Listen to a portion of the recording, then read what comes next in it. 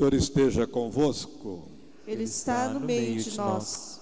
Proclamação do Evangelho de Jesus Cristo segundo Marcos. Glória a vós, Senhor.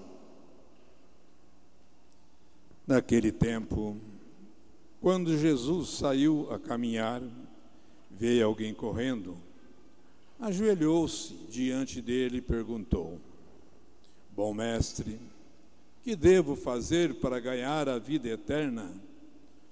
Jesus disse: Por que me chamas de bom? Só Deus é bom e mais ninguém. Tu conheces os mandamentos: não matarás, não cometerás adultério, não roubarás, não levantarás falso testemunho, não prejudicarás ninguém, honra teu pai e tua mãe. Ele respondeu: Mestre, tudo isso tenho observado desde a minha juventude. Jesus olhou para ele com amor e disse: Só uma coisa te falta. Vai, vende tudo o que tens e dá aos pobres, e terá um tesouro no céu. Depois, vem e segue-me. Mas quando ele ouviu isso, ficou abatido e foi embora cheio de tristeza, porque era muito rico. Então Jesus olhou ao redor e disse aos discípulos: Como é difícil para os ricos entrar no reino de Deus. Os discípulos se admiravam com essas palavras, mas ele disse de novo: Meus filhos, como é difícil entrar no reino de Deus. É mais fácil um camelo passar pelo buraco de uma agulha do que um rico entrar no reino de Deus. Eles ficaram muito espantados ao ouvir isto e perguntavam uns aos outros: Então, quem pode ser salvo? Jesus olhou para eles e disse: Para o homem isso é impossível, mas não para Deus. Para Deus tudo é possível. Palavra da salvação. Glória a vós, Senhor.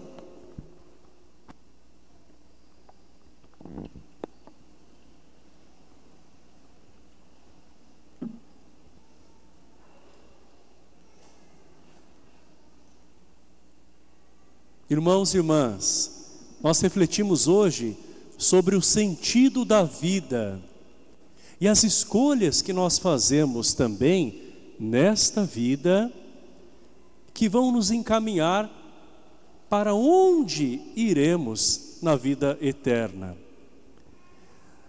Toda escolha é sempre deixar alguma coisa. Quando você escolhe por algo ou por alguém, necessariamente você tem que deixar também outras coisas. Não se pode ter tudo, senão nós vamos viver sempre divididos. E hoje alguém muito jovem vai até Jesus e se prostra diante dele, porque quer fazer uma escolha por Deus. É alguém que parecia ter tudo, riquezas, era religioso, mas ele sentia que algo lhe faltava. Ele então pergunta a Jesus: Bom mestre, o que eu devo fazer para alcançar a vida eterna? Jesus fala dos mandamentos, que são um caminho para essa vida em Deus, nesta terra e depois na eternidade. Amar a Deus sobre todas as coisas, ser fiel dentro do relacionamento do matrimônio, não se apossar daquilo que é do outro, ser alguém grato, não invejando aquilo que pertence aos outros, honrar o pai e a mãe. E o jovem diz: eu tenho feito isso desde a minha adolescência. Jesus percebe que mesmo que este jovem seja obediente a Deus, ele está ainda apegado a algo que o prende. Então Jesus percebe logo que existem riquezas que fazem com que ele fique amarrado. Jesus lhe diz: venda o que você tem, dê aos pobres, daí você vai ter um tesouro no céu, depois vem e segue-me. Este jovem tinha muitos bens e tinha uma boa intenção também, só que Jesus vai ao ponto de uma questão que para ele era determinante. Ele estava tão acorrentado à segurança que ele achava que as coisas lhe davam, aquele estilo de vida, que ele sai dali triste e vai embora. Nesse momento, Jesus fala para os apóstolos sobre este apego. Jesus não está falando contra as riquezas, mas em relação ao apego às riquezas, como no caso daquele jovem. E Jesus diz: como é difícil que um rico entre no reino dos céus. É mais fácil um camelo passar pelo buraco de uma agulha do que um rico entrar no reino dos céus. Quando Jesus diz isso, não pensemos propriamente na agulha de costura com aquele buraquinho e um camelo, né? Havia portas, passagens, portais na entrada de Jerusalém e portas de diversos tamanhos. E as mais estreitas eram chamadas de agulhas. E para que os camelos passassem por aquela abertura, era preciso descarregar os camelos, que a gente sabe que era praticamente um meio de transporte onde se levava tantas coisas, né? Era preciso descarregar tudo aquilo que estava no camelo para que esse animal pudesse passar. Era preciso então deixar coisas para que a passagem acontecesse. E quando Jesus fala que é difícil que os ricos entrem no reino dos céus, os apóstolos ficam até chocados. Mas calma aí, os apóstolos eram ricos? Não eram pescadores? Havia um deles, até cobrador de impostos, né, que tinha uma vida até confortável, mas ele deixa tudo isso. Por que eles dizem então, mas então quem que vai ser salvo, Senhor? Porque a mentalidade deles era de apego, mentalidade de rico. Vocês percebem que os apóstolos, em outros trechos do Evangelho, eles começam a disputar quem vai ser o maior. Eles esperavam, tinham expectativa de que Jesus lhes trouxesse também uma glória pessoal, né? Uma glória para Israel e também para eles, um lugar de prestígio. Afinal de contas, eles estavam ali seguindo Jesus muito de perto, não é? E Jesus vai dizer que, embora para as pessoas isso pareça impossível, o desapegar-se, com Deus tudo é possível. Então Jesus nos dá uma esperança de que com Ele nós somos capacitados sim a deixar as falsas seguranças. Quando você coloca toda a sua segurança no dinheiro, nos recursos que você tem, você passa a confiar mais nas coisas do que na providência de Deus. E a verdade é que, embora o dinheiro nos dê acesso a tantas coisas, ele não é garantia de tudo. Não é garantia de uma vida feliz, não é garantia talvez de um relacionamento bem-sucedido, não é? Em termos de afeto, né? de uma vida edificante com os relacionamentos. Não é nem garantia de saúde para muitos. Ele pode trazer sim, claro, conforto, melhores condições, possibilidades, pode trazer até um bom tratamento de saúde, mas ele não garante a cura em todo caso, não garante a satisfação plena nas pessoas e não pode preencher totalmente o ser humano. Por isso que a confiança em Deus deve ser maior do que as seguranças que nós colocamos nas coisas e também nas pessoas. Jesus hoje nos fala o que nós precisamos nos desapegar. Que ninguém pense assim, bom, eu não sou rico como algumas pessoas, não é? Que tem uma conta bancária gorda, então eu não estou dentro desse evangelho. Mas quais são as riquezas com as quais nós nos apegamos? Talvez sejam os projetos que nós temos, que a gente não abre mão, que nem sempre são os melhores para nós, não é?